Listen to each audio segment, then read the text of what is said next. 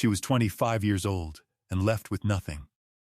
After her father's death, the Town Council of Redemption, Wyoming, seized their small cabin on the basis of a disputed debt, a 30-year-old claim as thin as frost. She was given 3 days to vacate. With no family, no money beyond a few dollars scraped from a jar, and no plan, she was left with only a small trunk of her father's tools and the clothes on her back. She did not plead or weep. She simply packed what she could carry and walked away from the only home she had ever known. But before she left, her father's last words echoed in her mind, pointing her toward a derelict assay office on the forgotten edge of town. What nobody in Redemption knew, what had been buried for a generation, was that a secret hidden beneath its crumbling hearthstone held the power to unravel the town's very foundation and change Martha Mercer's life forever. Settle in and get comfortable, for this is a story about how truth, once buried, will always find its way to the light. We love hearing where our stories are heard, so please let us know in the comments where you're watching from tonight. The path that led Martha to that cold morning of dispossession began long before her birth, rooted in the quiet character of her father, Elias Mercer.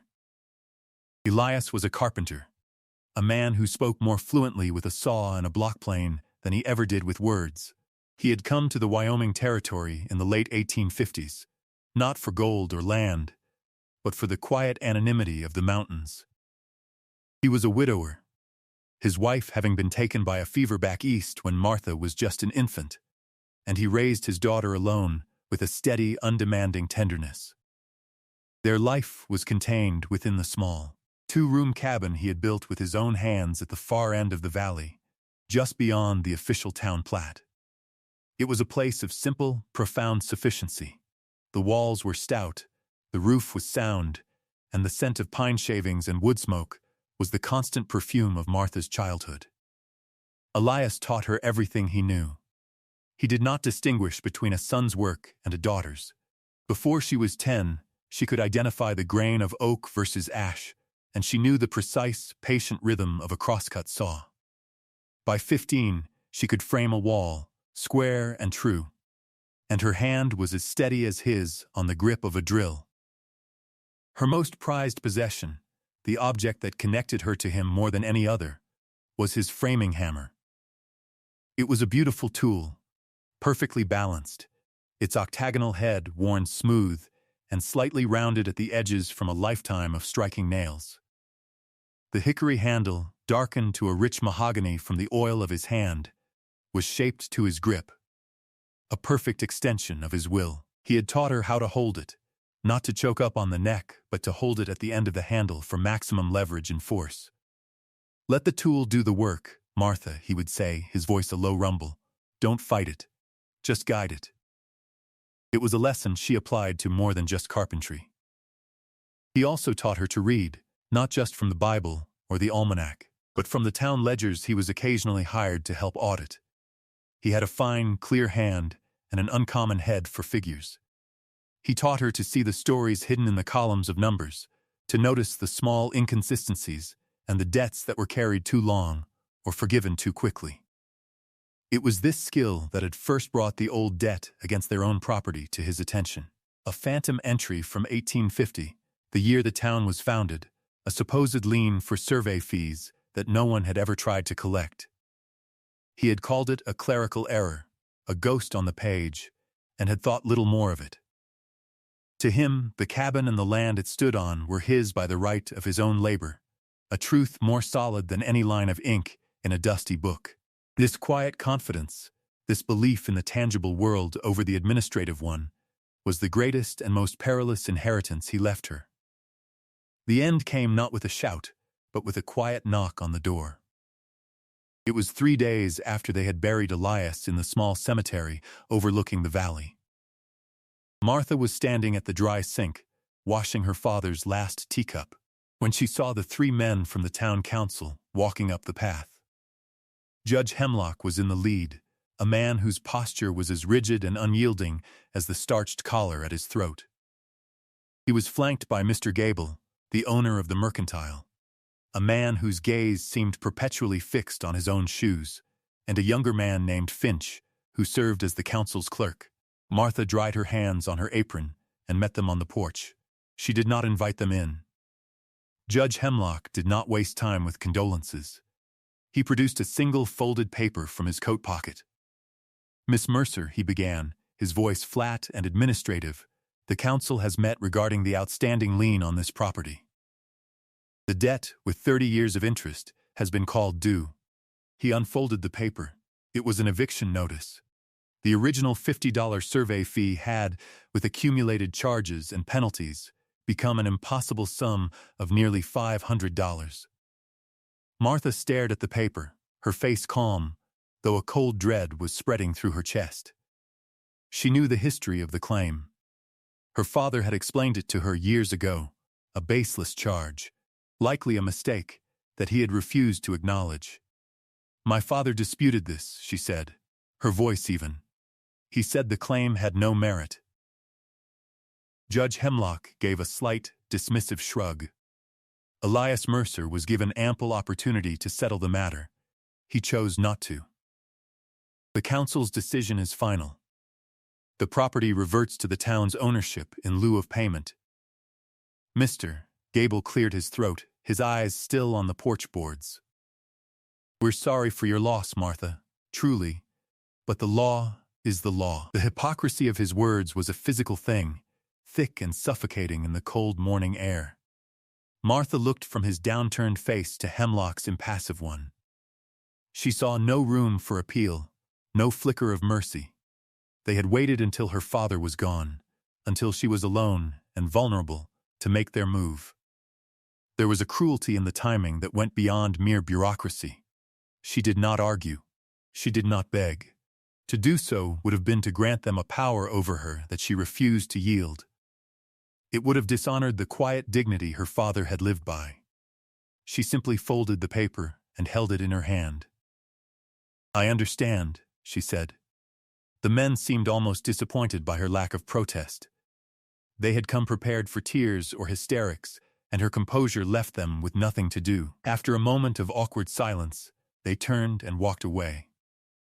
Martha stood on the porch, the paper growing damp in her palm, and watched them go. Then she went back inside and began to pack. The process was a quiet torment. Every object was a memory. Her mother's quilt from the bed, her father's worn leather-bound copy of Shakespeare. She carefully wrapped each of his tools in oilcloth, the saws, the planes, the chisels, the brace and bits, and placed them in the bottom of a large pine trunk he had built for her. Finally, she took the hammer from its loop on his tool belt, which still hung from a peg by the door. She held its familiar weight in her hand, the smooth, dark hickory a comfort against her skin. She placed it on top of the other tools, closed the lid, and slid the bolt home. She had 2 days left. The journey was not long in miles, but it was a crossing from one life into an abyss. On the third morning, Martha dragged the heavy pine trunk off the porch of the cabin and closed the door behind her for the last time. She did not lock it. It was no longer hers to lock. She did not look back. With the trunk's rope handle cutting into her shoulder, she began to walk, not toward the center of town where pitying or scornful eyes would follow her, but away from it, toward the steep, scrub-choked rise at the north end of the valley. Her destination was a place she had only heard about in her father's stories, the old Polaris assay office, a relic from the town's earliest mining boom. It sat on a small, worthless parcel of land that had been part of an old claim her father had once bought for a pittance, a claim the town council had either forgotten or deemed too insignificant to seize. In his final weeks, as his strength failed, Elias had spoken of it. "If the worst happens," he had rasped, his voice thin as paper, "go to the Polaris office. The claim is still in my name. It's not much, but it's something. Check the floor beneath the hearth." At the time, she had dismissed it as the wandering talk of a dying man. Now it was her only hope. The path was barely visible, a faint track overgrown with sagebrush and littered with loose scree. The climb was steep, and the weight of the trunk was a constant, brutal anchor. The sun beat down, and the dry Wyoming wind whipped dust into her eyes and scoured her face. With every step, the town of Redemption fell away below her, the grid of its streets looking small and orderly from a distance, belying the quiet corruption at its heart. She could see the steeple of the church, the broad roof of Gable's mercantile, and the neat fenced yard of Judge Hemlock's house. From up here, she could also see her own cabin, looking like a child's toy, a place where her life had been lived and then erased. A wave of grief, sharp and sudden, threatened to overwhelm her, but she pushed it down. Grief was a luxury she could not afford. Survival was the only work that mattered now. She adjusted the rope on her shoulder and kept climbing, her focus narrowing to the next step and the next. The air grew thinner, cooler, scented with pine and the clean, mineral smell of rock. After nearly an hour of grueling ascent, she saw it. The Polaris Assay Office was little more than a ruin. It was a small, single-room structure of rough-hewn logs, tucked into a shallow cut in the mountainside. The roof sagged dangerously in the middle, half its shingles gone, and the single window was a gaping hole of broken glass. The door hung from one leather hinge. It was a place of profound and absolute neglect, a testament to failed hopes. Anyone else would have seen it as uninhabitable, a shelter for pack rats and nothing more. But Martha Mercer, daughter of Elias Mercer, saw something else. She saw solid log walls that were mostly true. She saw a foundation of native stone that had not shifted.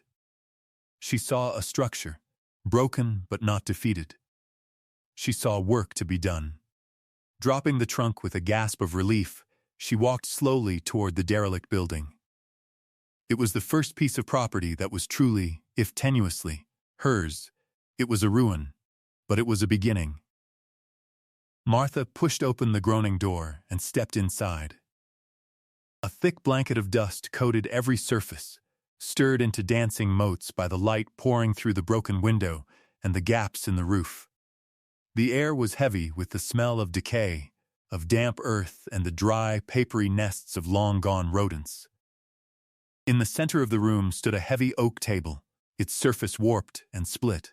Against the far wall was a stone hearth and a rusted pot-bellied stove, its pipe disconnected and lying on the floor like a broken limb. A crude cot, its canvas rotted away to strings, was shoved into one corner. It was a desolate scene, a portrait of abandonment. For a long moment, she simply stood in the doorway, the sheer scale of the task ahead threatening to crush her resolve. The cold from the dirt floor seeped through the thin soles of her boots. Night would come soon, and with it, the deep, penetrating cold of the high country. She had no food, no water, and only the clothes she wore and the contents of her trunk. The impulse to sit down and weep was a physical force, a pressure behind her eyes. But then she thought of her father. She thought of his hands, calloused and capable, and his quiet mantra, just guide it. Despair was a fight, and she had been taught not to fight the tool. She had been taught to work. She took a deep breath, the dusty air catching in her throat, and set her shoulders. First, shelter. She dragged the heavy trunk inside and unbolted the lid. The familiar sight of her father's tools was a comfort, a tangible link to a world of competence and order. She selected a small handsaw and a handful of nails. Outside, she found a pile of discarded lumber from a collapsed sluice box, weathered but still sound. She measured and cut boards to cover the gaping window, prying the broken shards of glass from the frame with the claw of her hammer. The rhythmic rasp of the saw and the percussive report of the hammer were familiar, reassuring sounds in the oppressive silence. It was not a pretty repair, but it was solid. It would keep the worst of the wind out. Next, the stove. The pipe was rusted through in several places, but she managed to piece together a functional length of it. Using strips of tin she cut from an old coffee can found in a corner. She wedged it through the rusted thimble in the roof, securing it with wire. She swept the hearth clear of debris, and using her flint and steel, managed to coax a tiny, struggling flame from a handful of dry grass and twigs she gathered from outside. Slowly, she fed it larger pieces of wood until a steady, welcome warmth began to push back the chill. It was a small victory, but it felt monumental. As darkness fell, she sat on her trunk before the glowing stove, the firelight casting flickering shadows on the log walls. She was exhausted, her muscles aching from the climb and the work. She was alone in a ruined cabin, a pariah from the town she had called home. But she was warm. She was sheltered. By her own hand, she had imposed a small circle of order onto the chaos. It was not a home yet, not by a long measure. But in that moment, sitting in the dark with the smell of wood smoke filling the small space, Martha Mercer was not acquiring a property. She was claiming herself. After a few days of securing her shelter, making the small room weathertight and habitable, Martha's thoughts turned to her father's final, cryptic instruction. Check the floor beneath the hearth. The hearth was made of 3 large, flat slabs of granite, likely dragged from the nearby creek bed, set into the dirt floor and sealed with a mortar of mud and lime that had hardened to the consistency of rock. It looked immovable, a solid anchor for the heavy stove that now sat upon it. She was tired, and the work of fetching water from a spring she'd found a quarter-mile down the slope and foraging for wood took up most of her daylight hours. It would be easy to dismiss his words as delirium, to focus only on the immediate needs of survival. But she knew her father. He was not a man for fanciful notions. If he had said it, there was a reason. She took her hammer and a cold chisel from the trunk. Kneeling on the cold floor, she began to chip away at the mortar in the seam between 2 of the stones. It was slow, arduous work. The mortar was old and dense, and each swing of the hammer sent a jarring shock up her arm. Flakes of dried mud and stone peppered her face. For hours she worked, her world reduced to the small expanding gap in front of her, the sharp ring of steel on stone, the only sound besides her own ragged breathing. Finally, she had cleared a deep enough groove along all 4 sides of the center stone. She wedged the end of a long iron pry bar, another treasure from the trunk, into the gap. She put all her weight on it, her muscles straining. The stone groaned, shifted, but did not lift. She repositioned the bar, finding a better purchase, and tried again. This time, with a grating screech of rock on rock, the heavy slab tilted upwards. A puff of stale, subterranean air escaped from the darkness beneath. Her heart pounded in her chest. She worked her fingers under the edge of the stone, and with a final desperate heave, flipped it over. Beneath it was a rectangular cavity, about 2 feet long and a foot wide, neatly dug into the compacted earth. And nestled inside, resting on a bed of dry sand, was a rusted iron strongbox. It was not large, but it was heavy, bound with 2 thick bands of iron and fastened with a formidable, corroded lock. A thick layer of rust and dirt caked its surface, but it was intact. She reached down and wrapped her hands around it. The metal was cold, ancient. She lifted it out.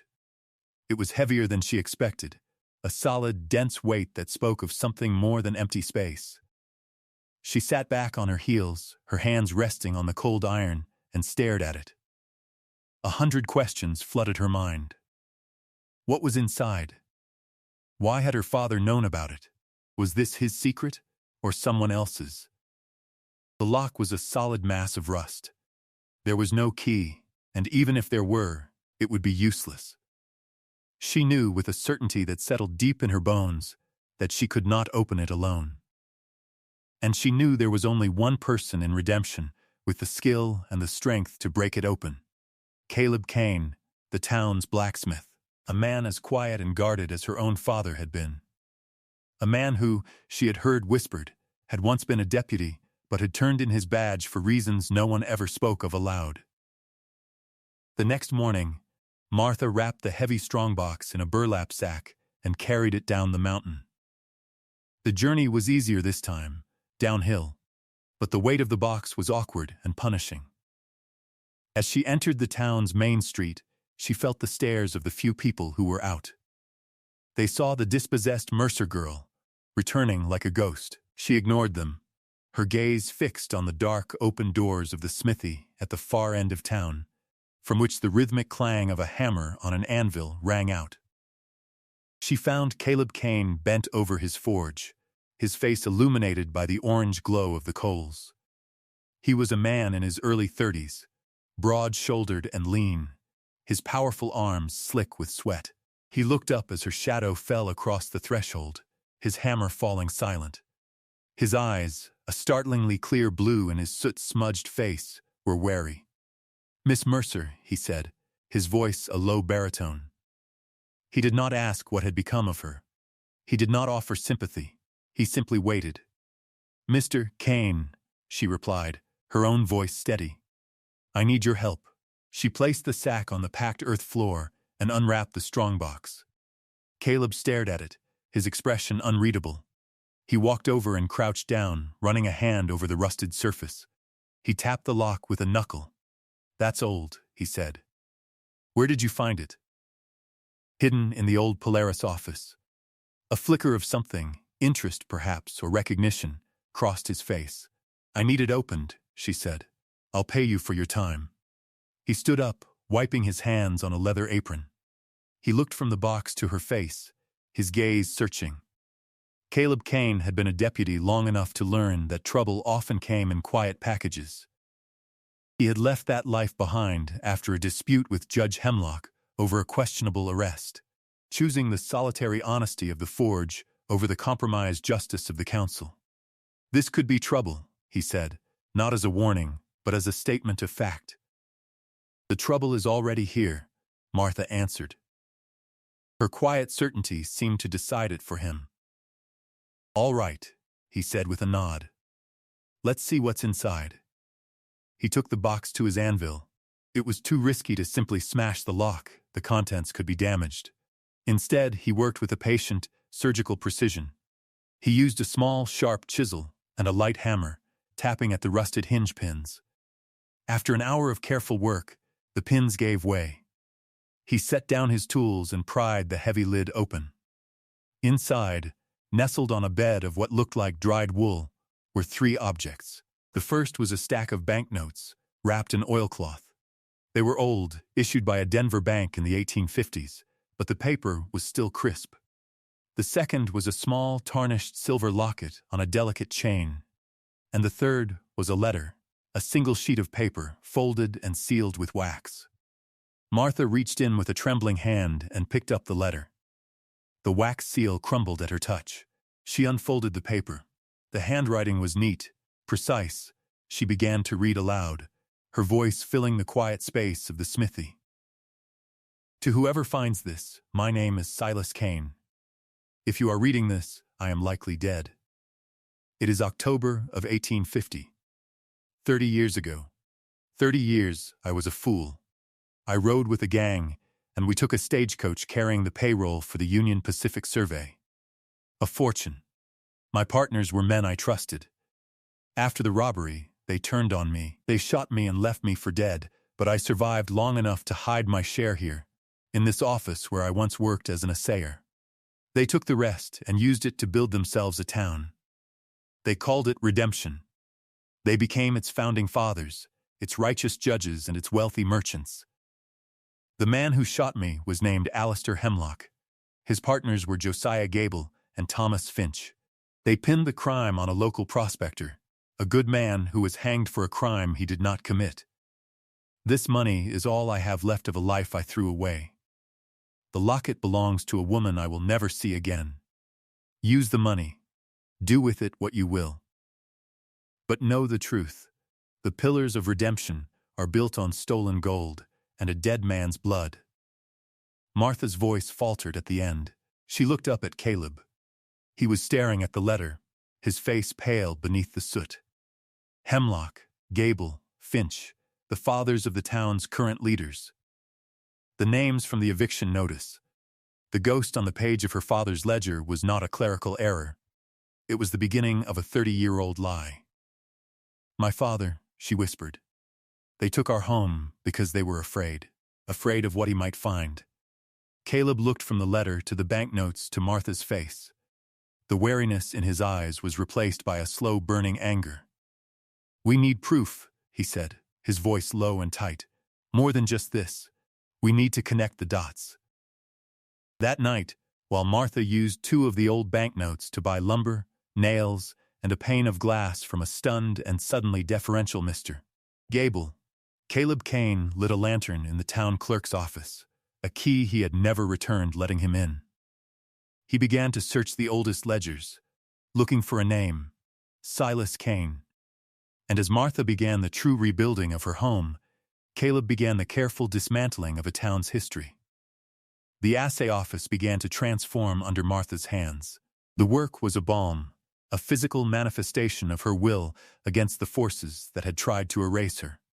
With the money from the strongbox, she was no longer limited to salvage and scraps. She bought milled lumber from the new sawmill upriver, and, using her father's planes, smoothed each board until it was silken to the touch. She built a proper floor, laying the planks tight and true over the cold dirt, the scent of fresh-cut pine filling the small cabin. She rechinked the log walls with a mixture of clay from the creek bed and dried grasses, pressing it into the gaps with a small trowel until the room was sealed against the wind. The window, once a gaping hole, now held a single, clear pane of glass that looked out over the valley, a view she had earned. Each swing of the hammer was a declaration. Each saw cut was an act of creation. She was not just repairing a building, she was constructing a future. While she worked, Caleb pursued the ghost of Silas Kane through the town's paper history. In a dusty property ledger from 1850, he found it.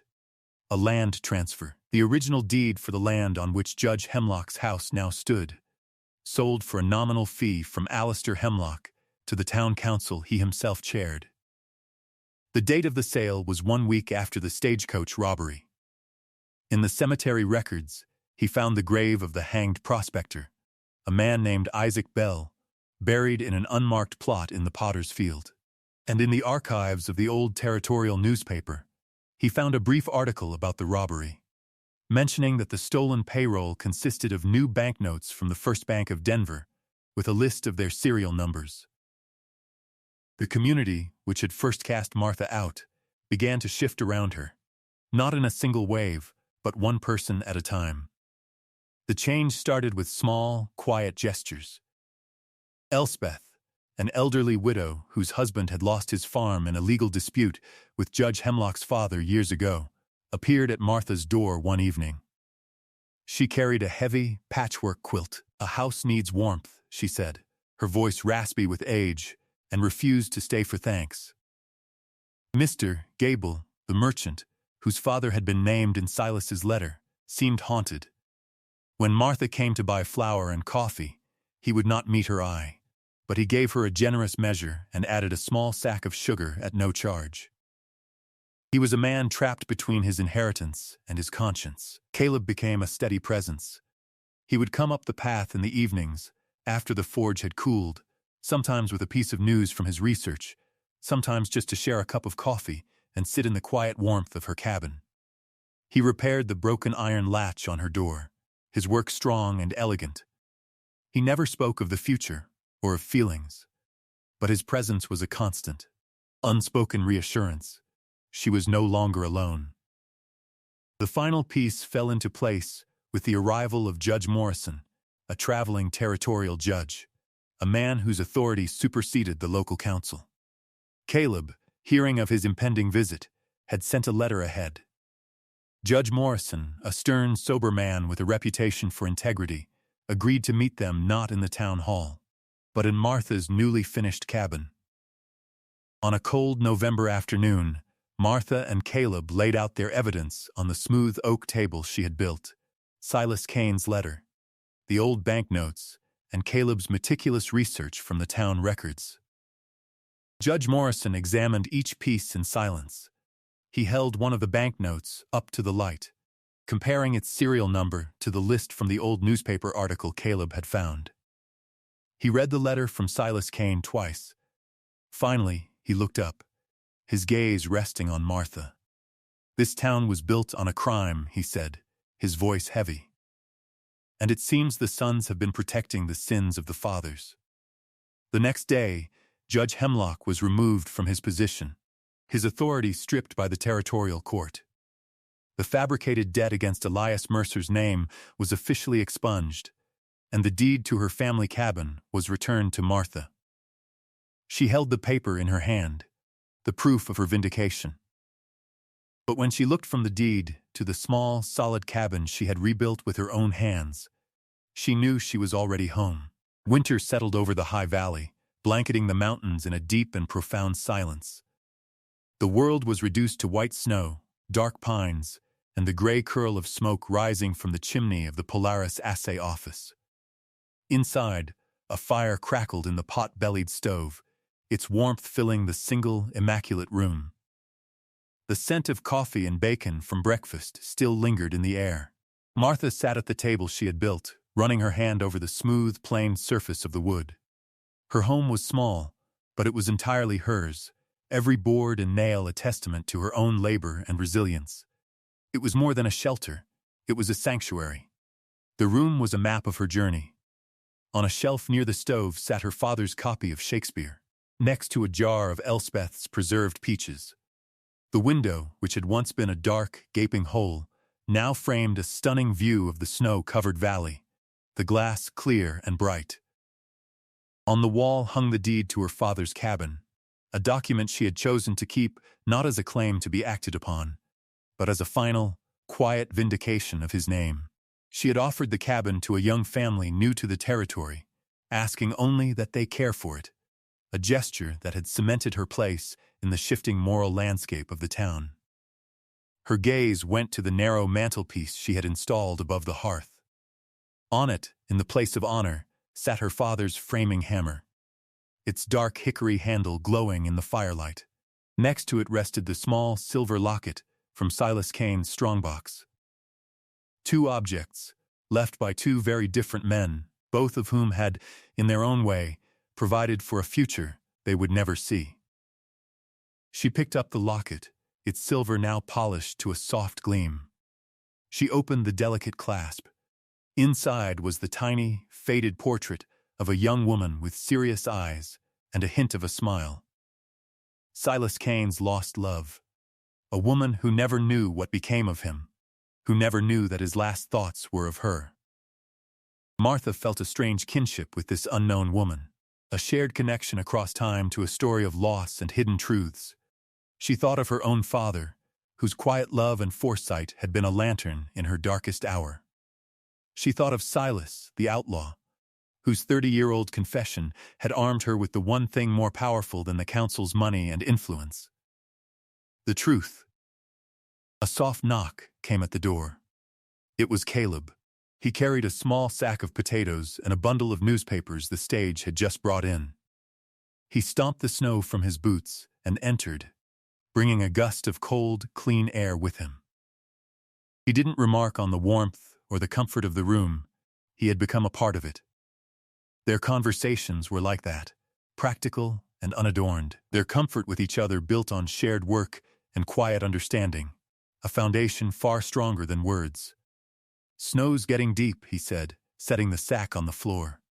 "Figured you could use these." "Thank you, Caleb," she said. He looked at the locket in her hand, then at the hammer on the mantel. He didn't need to ask what she was thinking. He simply nodded, a shared acknowledgement of the long road they had traveled. Martha Mercer was 25, and she had been left with nothing. She had a few dollars to her name and was cast out to a ruin on a forgotten mountainside. But what she found there, buried beneath the stone and the dust, gave her more than a home. It gave her justice for her father, a future of her own making, and a place to finally, truly belong. The story of Redemption, Wyoming, is not unique. Nearly every town, every family, every nation has its founding myths, stories told to create a sense of shared identity and noble origin. These are the histories written in official ledgers and carved into monuments, the narratives shaped by the powerful to legitimize their position. They speak of courage, hard work, and righteous settlement. But beneath the floorboards of these official histories, other stories lie buried. They are the stories of the displaced, the forgotten, and the silenced. They are the truths hidden in a rusted strongbox, the confessions scrawled on a fading piece of paper, the names of the wronged in an unmarked grave. These truths do not rot or fade. They lie dormant, waiting for a hand willing to do the work of uncovering them, waiting for a voice brave enough to speak them. Martha Mercer's story is a testament to the enduring power of that buried truth. The wealth that built redemption was a lie, a glittering fade constructed over a foundation of violence and deceit. The fortunes of its leading families were rooted not in industry, but in theft. For 30 years, this lie held, protected by the silence of those who benefited and the fear of those who suspected. It took the quiet resolve of a dispossessed woman, armed with her father's tools and his lessons in seeing what is truly there, to pry the stone loose and let the truth out into the light. Her victory was not loud. There were no public condemnations or dramatic trials in the street. The power of the town's founders simply dissolved, exposed as hollow. Judge Hemlock left town in the night, his reputation ruined. The Gable family retreated into a quiet, shamed existence, their social standing irrevocably diminished. The change in the town was subtle, a slow rebalancing of its moral compass. People began to speak more freely. Old grievances, long suppressed, were aired and acknowledged. The real wealth of the town, it turned out, was not the stolen gold, but the resilience of its ordinary people, the quiet integrity of men like Caleb Kane, and the steadfast courage of women like Elspeth. The greatest fortune was the one Martha built for herself, a home made with her own hands, a community forged through shared work and mutual respect, and a future defined not by what was taken from her, but by what she chose to build. She proved that a person's true inheritance is not land or money, but character. It is the ability to see value where others see ruin, to find strength in loss, and to believe that the work of one's own hands is the most powerful force for change in the world.